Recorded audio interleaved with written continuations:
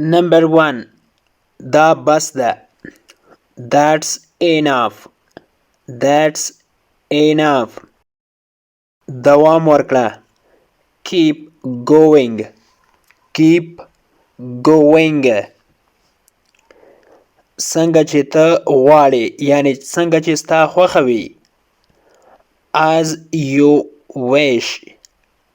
As you wish. تر کومه چې زه پوهیږم، یعنی څومره چې زه پوهیږم. As far as I know. As far as I know. آیا ته ډاډه یې؟ Are you sure? Are you sure? خوشحاله یم چې تا وینم. Happy to see you. Happy to see you. چوپ شه یا غلی شه. Shut up. Shut up. آرامه شه. Calm down. Calm down. بیا کوښښ وکړه. Try again. Try again. اندېښنه مه کوه. Don't worry. Don't worry. زه په لاره کې یم. I am on my way. I am on my way. لږ انتظار وکړه یا صبر وکړه. Wait a moment. Wait a moment. دلته راشه. Come here. Come here. صبر وکړه. Be patient. Be patient. patient معنا صبر کول یا صبرناک. ژر به سره ووینو. See you soon. See you soon. پام کوه. Take care. Take care. ښه ورځ ولرئ. Have a nice day. Have a nice day. په لیدو دې خوشحاله شوم. Nice to meet you. Nice to meet you. دا څومره قیمت لري یا دا په څو روپۍ ده؟ How much does this cost? How much does this cost?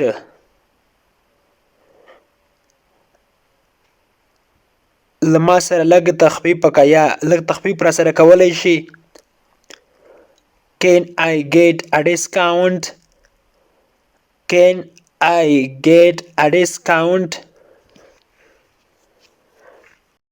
آیا دا په بل رنګ کې لري؟ Do you have this in another color? Do you have this in another color? آیا زه دا اغوستلی شم؟ آیا زه یې واغوندم؟ Can I try this one?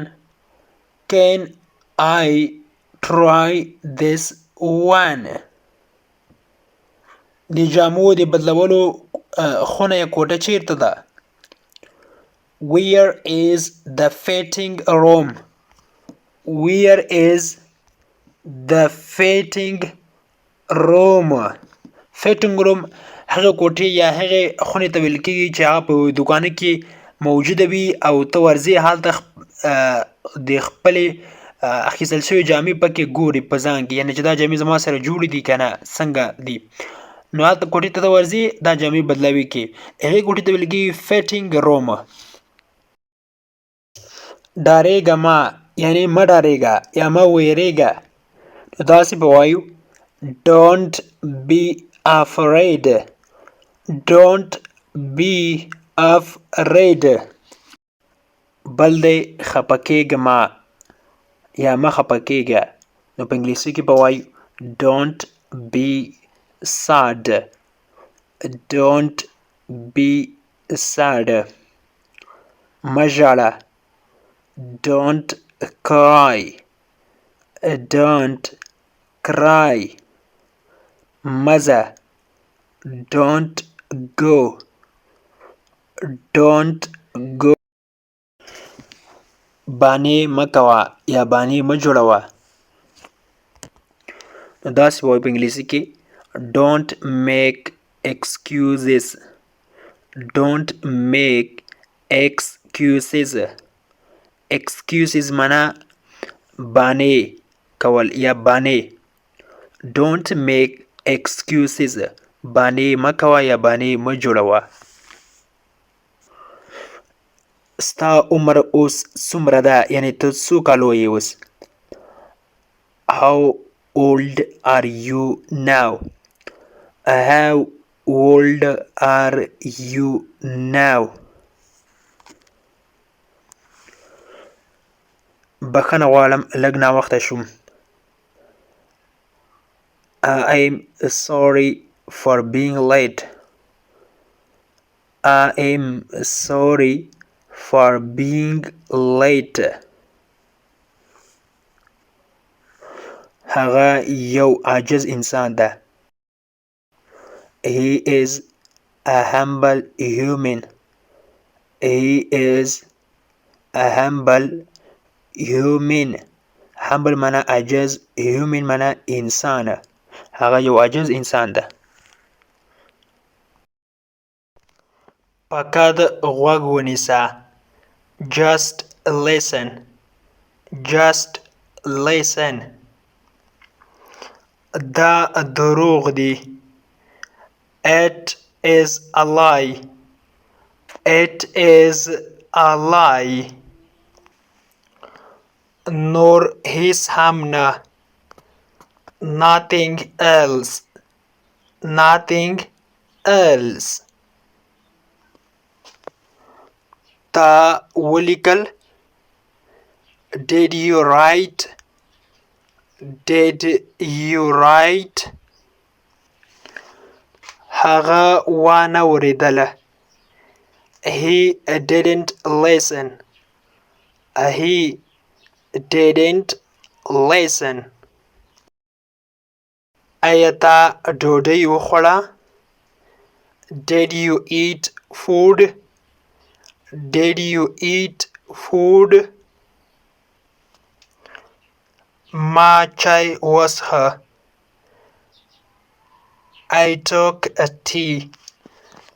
I took a tea. took د ټیک دویم حالت ده معنی د اسهاله یا زیاتې معناوې لري خو دلته یې مقصد اسهال دی. آرام اوسه یا ورخطا کېږه مه. take it easy. take it easy. څه وشول یا څه پېښ شوله. what happened. what happened. هغه ډېر مهربانه ده. he is very kind. he is very kind. kind معنی ده مهربانه. د الله عبادت کوه یا الله ته عبادت وکړه. pray to Allah. pray to Allah.